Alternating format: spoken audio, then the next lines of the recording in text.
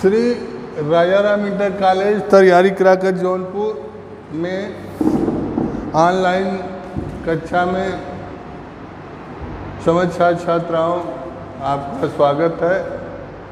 आज हम कक्षा 11 विषय हिंदी आबलिक सामान्य हिंदी पढ़ाएंगे। अध्याय 1 कबीरदास। कवि का संक्षिप्त जीवन परिचय। जन्म स्थान संवत 1455 विक्रमी सन 1398। जन्म स्थान काशी वाराणसी। गुरु रामानंद। पत्नी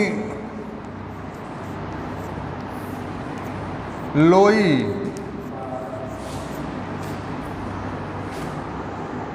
पुत्र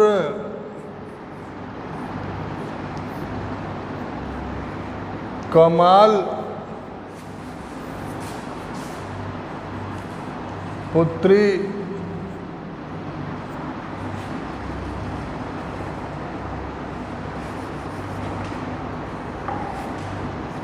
कमाली।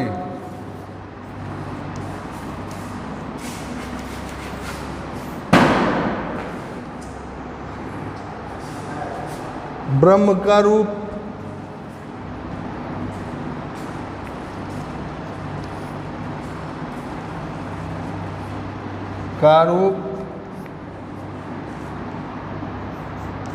निर्गुण।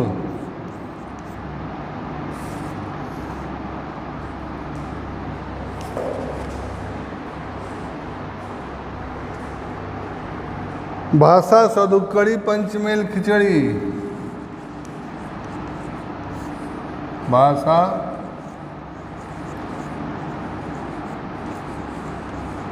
कड़ी पंच मेल खिचड़ी। शैली खंडात्मक उपदेशात्मक अनुभूत व्यंजक। शैली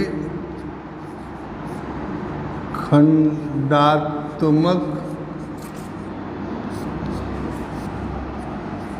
उपदेशात्मक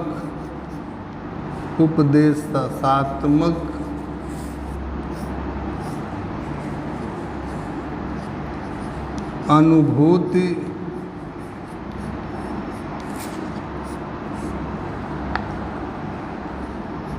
व्यंजक।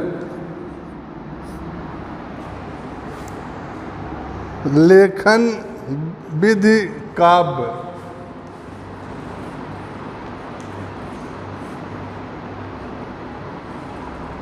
लेखन विधि काव्य। प्रमुख रचनाएं।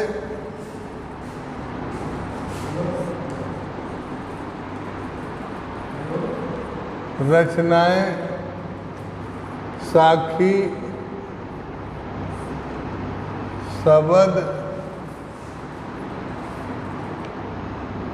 रामायणी।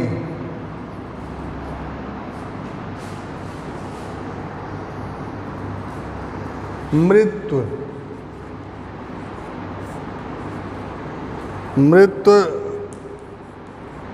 संवत 1575 विक्रमी 1518 ईस्वी। साहित्य में स्थान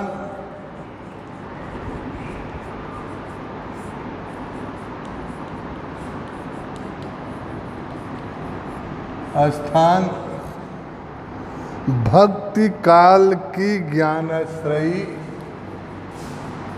भक्ति काल की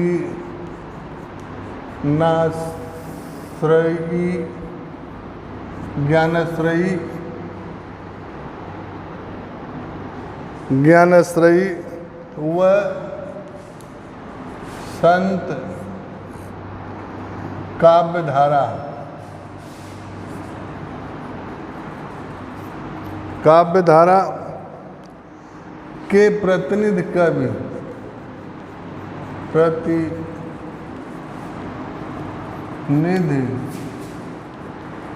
कवि के रूप में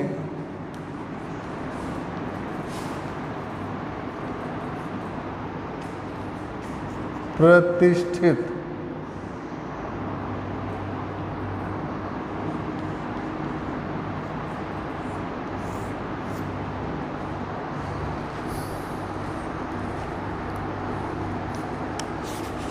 आज हम कबीरदास का जीवन परिचय पढ़ाने जा रहे हैं।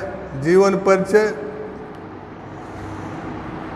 कबीर भक्ति काल के निर्गुण काव्य धारा के अंतर्गत ज्ञान मार्गी शाखा के प्रतिनिधि महान संत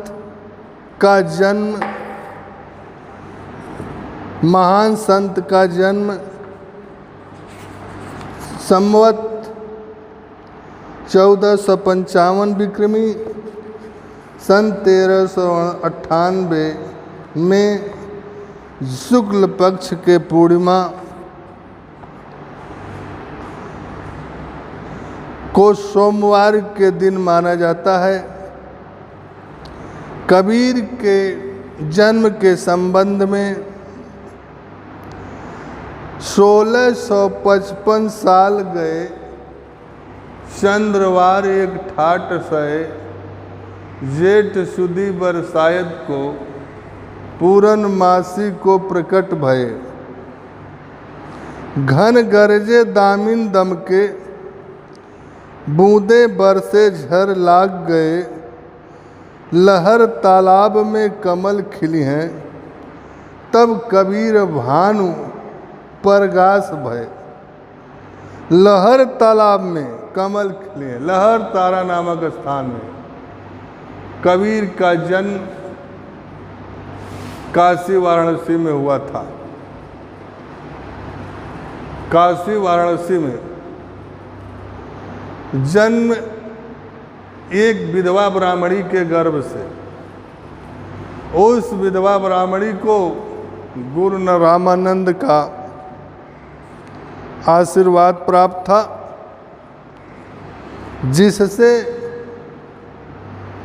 इस कबीर का जन्म हुआ। वह विधवा ब्राह्मणी अपनी लोक लज्जा को समाज से बचाने के लिए कबीर को ले जाकर वाराणसी लहरतारा नामक स्थान में छोड़ दिया। वहीं पर नीमा और नीरू नाम के एक जुलाहे दंपत्ति ने उठाकर ले गए, अपने घर रखे। घर रखने के बाद धीरे धीरे कबीरदास बड़े हुए, युवा हुए। वे कताई भुनाई जो जुलाहे के घर कार्य होता था उसमें अपने माता पिता के कार्यों में हाथ बटाने लगे। धीरे धीरे उनके अंदर भक्त की भावना जागृत हुई और भक्त की ओर उनका मन मुड़ा। भक्ति मार्ग की ओर वे भक्ति मार्ग की ओर उन्मुक्त हुए। कबीर के तत्कालीन प्रसिद्ध संत गुरु रामानंद थे। कौन थे? गुरु रामानंद। रामानंद ये छोटी जात में पैदा होने के कारण, अच्छा जुलाहे के घर होने के कारण उस समय जो गुरु होते थे छोटे लोगों को, छोटी जातियों को ज्ञान शिक्षा नहीं देते थे। इसलिए कबीर के बार बार आग्रह करने पर भी गुरु रामानंद ने उन्हें शिक्षा नहीं दिया। अंतोगत्वा गुरु रामानंद प्रतिदिन नित्य गंगा स्नान करने जाते थे और रोज जाया करते थे। जाते वक्त उन्होंने एक दिन कबीरदास जाकर गंगा घाट की सीढ़ियों पर लेट गए। इधर से रामानंद जी खड़ाऊ पहने हुए खटपट खटपट जा रहे थे। उनका पैर जाकर कबीरदास के ऊपर पड़ गया। रामानंद जी राम राम कहकर पीछे हट गए। ऐसी राम नाम शब्द को कबीर ने पाकर और राम नाम जपने लगे। निर्गुण निर्विकार ब्रह्म के उपासक बन गए और इनको रामानंद जी को अपना गुरु माने। गुरु मंत्र मानकर कबीर ने रामानंद का शिष्यत्व ग्रहण किया। लोग इन्हें शेख तकी का भी शिष्य मानते थे, किंतु स्वयं तकी शेख को उपदेश देने वाले कबीर थे। लोग शेख तकी का शिष्य मानते थे, परंतु कबीर स्वयं इन्हें उपदेश देने वाले कबीर इनके शिष्य नहीं हो सके। स्पष्ट है काशी में पैदा हुआ और मुझे गुरु रामानंद का ज्ञान प्राप्त हुआ। रामानंद के महान शिष्य कबीर का स्थान सबसे ऊंचा है। बड़े होकर कबीर अपने माता पिता के कार्यों में हाथ बटाने लगे। बचे समय में ईश्वर भक्त तथा विभिन्न धर्माचार्यों की संगत में रहने लगे। विभिन्न धर्माचार्यों के संगत में रहने लगे। इनका ज्ञान क्षेत्र बहुत विस्तार से है। कबीर का विवाह भी एक लोई नामक स्त्री से हुआ था। लोई कबीर के पत्नी का नाम लोई था। कबीर का विवाह भी हुआ था। उससे कमाल और कमाली नाम के एक पुत्र और पुत्री पैदा हुए। कमाल और कमाली नाम के एक पुत्र और पुत्री पैदा हुए। कबीर का गृहस्थ जीवन सुखमय नहीं था। कुछ दिन पश्चात पत्नी से इनका संबंध विच्छेदन हो गया। अपने पुत्र कमाल की गतिविधियों से कबीर बड़े दुखी थे। कुछ समय पश्चात इनकी पत्नी लोई से इनका विच्छेद हो गया। कबीरदास जी कमाल पुत्र के व्यवहार से बड़ा विच्छिन्न थे। अपना संपूर्ण जीवन काशी में बिताने के पश्चात कबीर अंत समय बायाडंबर ढकोसला कुरीतियों को दूर करने के लिए अंत समय चले गए मगहर। मगहर में इन्होंने अपने प्राण को त्यागा। कहाँ चले गए? मगहर चले गए। इनकी मृत्यु के संबंध में एक दोहा प्रचलित है। संभवत 1575 क्यों मगहर को गौन। संभवत 1575 क्यों मगहर को गौन। माघ सुदी एकादशी माघ सुदी एकादशी रहो पौन में पौन।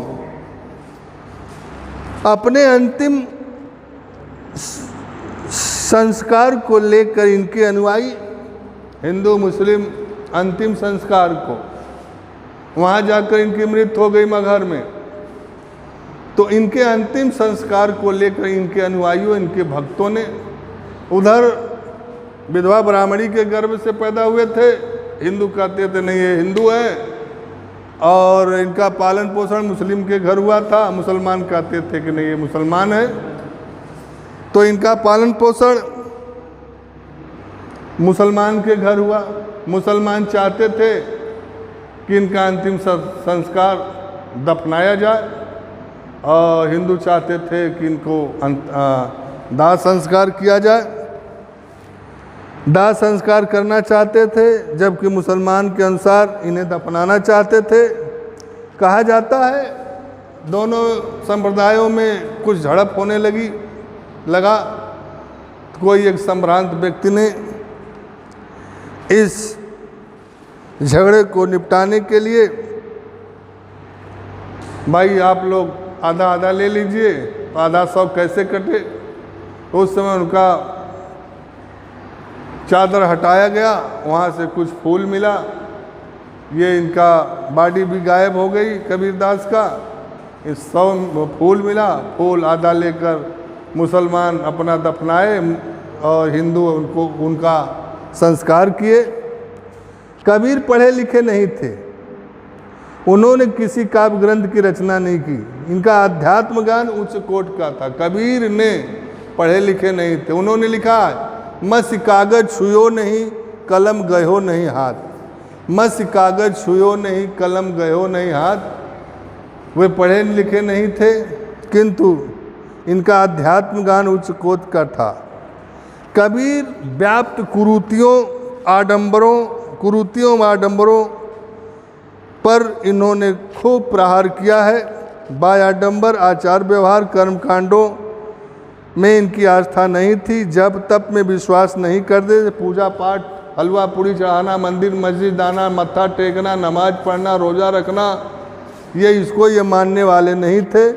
ईश्वर में ज्ञान के द्वारा ईश्वर को मानते थे, अपने आत्मा में परमात्मा को जानते थे। परंपराओं के विरुद्ध उन्होंने समाज को जागृत किया। विलक्षण प्रतिभा के धनी कबीरदास वास्तव में उच्च कोटि के समाज सुधारक, पाखंड के आलोचक, मानवता के पोषक थे।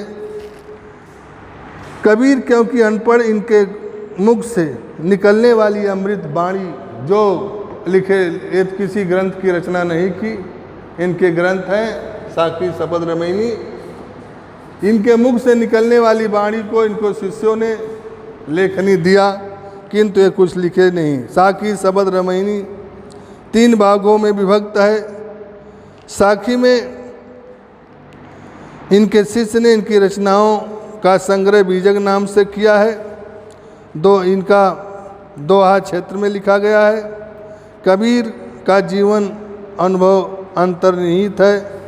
श्याम सुंदर दास ने 1928 में कबीर के संपूर्ण जीवन रचनाओं का कबीर ग्रंथावली नाम से नागरिक पचाणी सभा में प्रकाशन किया। कबीर की भाषा का कोई निश्चित रूप नहीं था। कबीर की भाषा सदुक्कड़ी थी, पंचमेल खिचड़ी थी। कबीर की भाषा सदुक्कड़ी थी, पंचमेल खिचड़ी थी। क्योंकि इनकी शैली उपदेशात्मक शैली थी, खंडात्मक शैली थी, अनुभूत परक शैली थी। इनकी शैली खंडात्मक उपदेश परक थी। इन्होंने कहीं भी इन तत्वों का हठात आने नहीं दिया। कबीर एक मानवतावादी कवि, समतामूलक समाज सुधारक, संस्थापक, सहज जीवन के समर्थक, अनैतिक कार्यों के प्रति मानवतावादी संत थे। ये मानवता के संरक्षक एवं उच्च चेतना के संस्थापक, महान कवि और समाज सुधारक थे। द्वारिका प्रसाद सक्सेना के शब्दों में उच्च कोटि का साधक, सत्य और उपासक ज्ञान के थे। उनका समस्त साहित्य एक जीवन मुक्त संत के रूप में था। कबीर वास्तव में ज्ञान मार्गी शाखा के संत कवि थे। ये भक्ति काल के निर्गुण ज्ञान मार्गी शाखा के संत कवि थे।